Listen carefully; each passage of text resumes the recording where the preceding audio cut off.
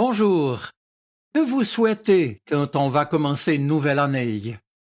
Vais-je vous dire quelque chose comme que cette nouvelle année vous apporte la santé, la réussite, le bonheur, la prospérité? Je ne crois pas.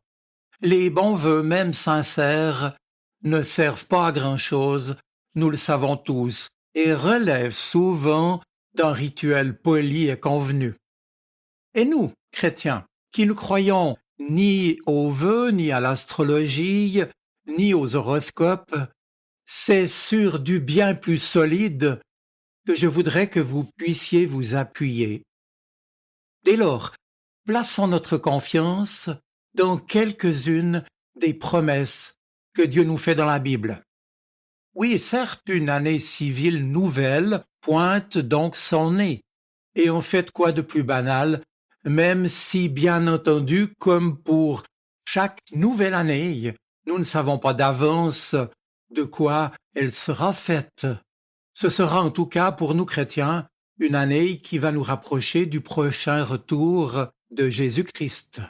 Une année faite aussi de journées qui seront probablement remplies de luttes, d'épreuves, mais aussi de joie et de bénédictions, car Dieu nous y accompagnera. Alors, mes amis, accrochons-nous aux promesses qui disent la fidélité et la bienveillance du Seigneur à notre égard, lui qui nous connaît, qui ne nous oublie pas et qui s'engage à vivre à nos côtés pour nous guider, nous soutenir et nous renouveler. Ces promesses, inscrivez-les, mémorisez-les, intériorisez-les et méditez-les tout au long des jours du mois. Pour janvier, dit Philippiens 3, versets 13 et 14, « Je fais une chose, j'oublie ce qui est derrière moi et je me porte vers ce qui est devant moi et je cours vers le but pour remporter le prix de la vocation céleste de Dieu en Jésus-Christ. » Pour février, dans le livre des Lamentations de Jérémie, au chapitre 3, versets 22 et 23. « Les bontés du Seigneur ne sont pas épuisées, il n'est pas au bout de son amour, mais sa bonté pour nous se renouvelle chaque matin. Oh, que ta fidélité est grande, Seigneur. » Pour mars, dans la lettre de Jacques au chapitre 1er, verset 5. « Si quelqu'un d'entre vous manque de sagesse, qu'il la demande à Dieu, qui donne à tous simplement et sans reproche, et elle lui sera accordée. » Pour avril, dans le livre des Proverbes, chapitre 3, les versets 5 et 6. « Confie-toi dans le Seigneur de tout ton cœur, et ne t'appuie pas sur ta sagesse, mais reconnais le Seigneur dans toutes tes voies, et lui aplanira tes sentiers. » Pour mai, c'est avec Philippiens 4, les versets 6 à 8. « Ne vous inquiétez de rien, mais en toutes circonstances, par la prière et la supplication, avec action de grâce, présentez-vous demande à Dieu, et la paix de Dieu, qui surpasse tout ce que l'être humain peut imaginer ou comprendre, gardera vos cœurs et vos esprits en Jésus-Christ. » Pour juin, c'est le psaume 34, verset 9. « Goûtez et voyez combien le Seigneur est bon. Heureux celui ou celle qui cherche en lui son refuge. » Pour juillet, à nouveau dans les Lamentations de Jérémie, au chapitre 3, les versets 24 et 25. « Eh bien, je le dis, le Seigneur est mon trésor. Voilà pourquoi j'espère en lui. Le Seigneur est bon pour celui ou celle qui compte sur lui, pour qui se tourne vers lui. » Pour le mois d'août, Philippiens 4, verset 13. « Je puis tout par celui qui me fortifie. Pour septembre, dans l'Épître aux Romains, chapitre 13, versets 11 et 12, le salut est plus près de nous maintenant qu'au moment où nous avions commencé à croire. La nuit est avancée, le jour du retour du Christ approche.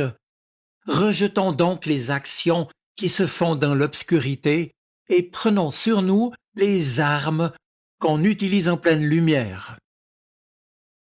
Pour octobre, l'Évangile de Jean, chapitre 15, verset 7. Si vous demeurez attachés à moi, si vous demeurez en moi et que mes paroles demeurent en vous, demandez ce que vous voudrez et cela vous sera accordé. Pour novembre, dans la lettre aux Colossiens, chapitre 3, versets 14 et 15. Revêtez-vous de l'amour, qui est le lien de la perfection, et que la paix du Christ, à laquelle vous avez été appelés pour former un seul corps, règne dans vos cœurs, et soyez reconnaissants. Pour décembre, Jérémie 29, verset 11.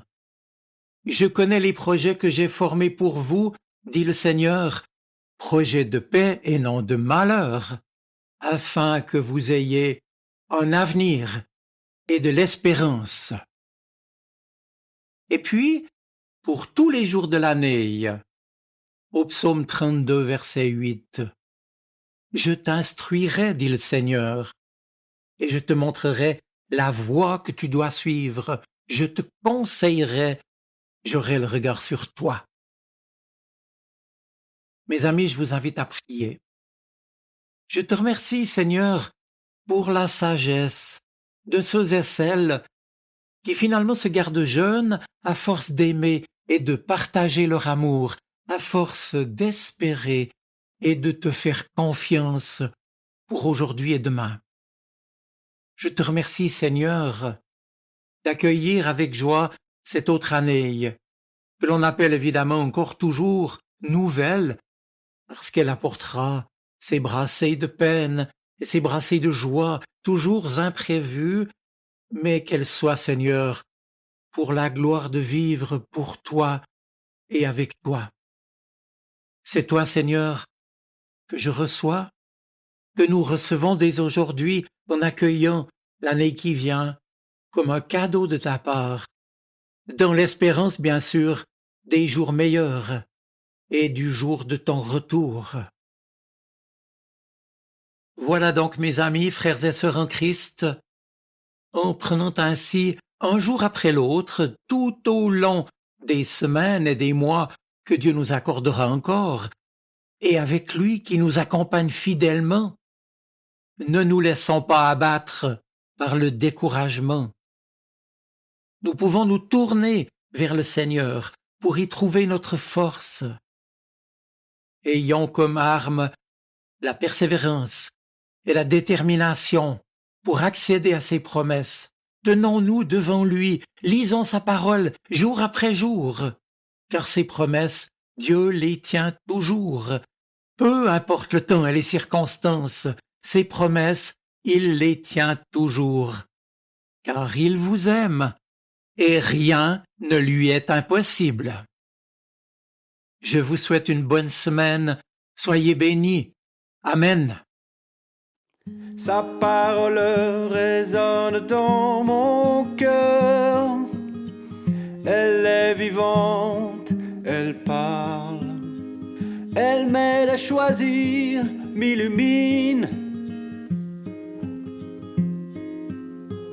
Elle est vivante, elle est poignante, elle touche mon cœur.